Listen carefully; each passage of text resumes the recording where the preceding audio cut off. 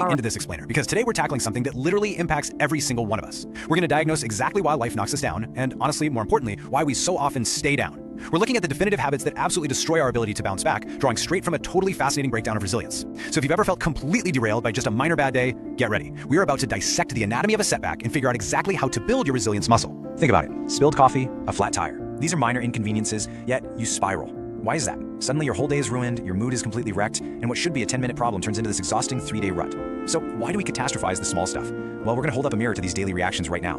Because the way you handle a spilled cup of coffee, that's the exact same way you're training your brain to handle a major life crisis. Okay, let's quickly map out this life cycle of a crisis. We'll start with the resilience myth, then look at the fragile foundation we build beforehand, the meltdown phase during the event, the ruminating trap afterward, our missing support systems, and finally, how to actually build that resilience muscle. When you lay it out like this, one thing becomes crystal clear.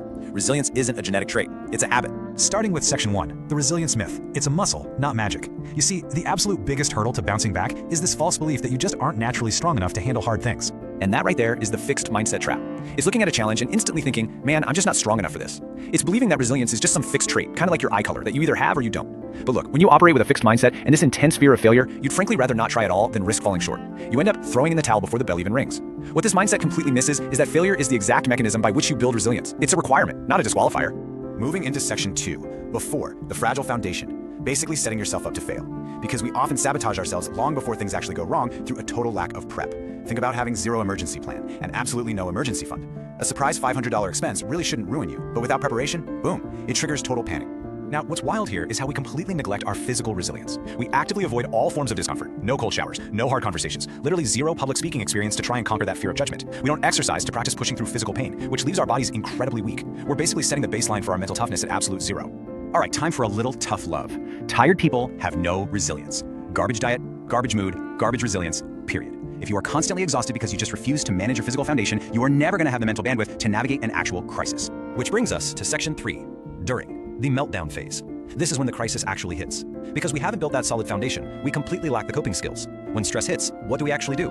We have no emotional vocabulary. We don't even know what we feel other than just bad. So we pour a drink. We mindlessly scroll our phones for hours. We shove it down, or we just completely shut down. And this brilliantly illustrates our broken response cycle. Step 1, a problem appears. Step 2, we freeze. Step 3, we immediately start complaining, right? Asking why me and acting like bad things are somehow outlawed from happening to us. And then, step 4, we wait for rescue. Because we lack problem-solving skills, we instinctively revert to acting like kids, just waiting for a partner, a boss, or a parent to magically swoop in and fix it for us. This right here highlights the stark difference between catastrophizing and actually having perspective. Catastrophizing is this incredibly rigid way of thinking. It's demanding that life must be exactly this way. And when life inevitably doesn't care about your plans, you just break. You picture the absolute worst-case scenario for a tiny, tiny issue.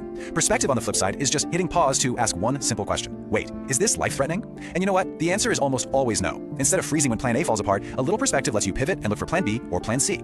Next up, section 4, after, the ruminating trap. Stand down. So the initial shock is over, but man, this is where those toxic habits really compound. The aftermath of a failure is exactly where we keep ourselves stuck in a rut.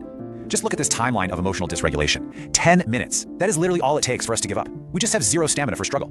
Then for days, we replay it. We ruminate on that bad event over and over and over. Then for weeks, we just excessively beat ourselves up. We push those feelings down deep until they explode, offering ourselves absolute cruelty when what we desperately need in that moment is a little self-compassion. So the absolutely crucial pivot here is to stop taking everything so personally. When a plan fails, we tend to suffer a total identity collapse. We over-identify. We say, I am my problem. No, we need to shift to objective observation. I have a problem. A setback is just something that happened to you, or yeah, maybe a mistake you made, but it is absolutely not who you are.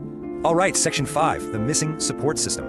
We've talked a lot about our internal thoughts, but what about our environment? Because one of the most destructive habits to our resilience is this stubborn insistence on fighting our battles and carrying our struggles in total isolation. And this perfectly captures the isolation trap. Our support networks are just staggeringly empty. When a crisis hits, we literally have no one to call. No therapists to help untangle our history, no mentors who have openly shared their own messy struggles. We just look around at successful people and mistakenly assume success is easy for them simply because we don't see their scars.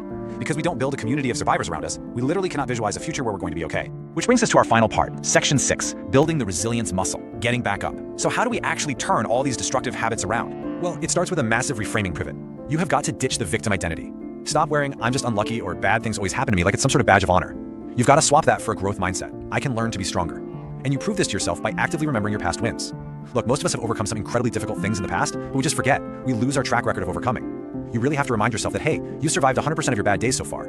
Next, you need to implement a post-failure ritual. When you fail, you don't just sit there, feel bad, and stop. You run a debrief. You ask yourself, okay, why did I fail? What can I actually learn from this? And then, crucially, you adjust your approach. Because if you don't adjust, you're just going to fail the exact same way over and over again. And please, give yourself the grace and self-compassion to celebrate the effort. You did something hard. Recognize that small win, because that is exactly how you build your confidence back up.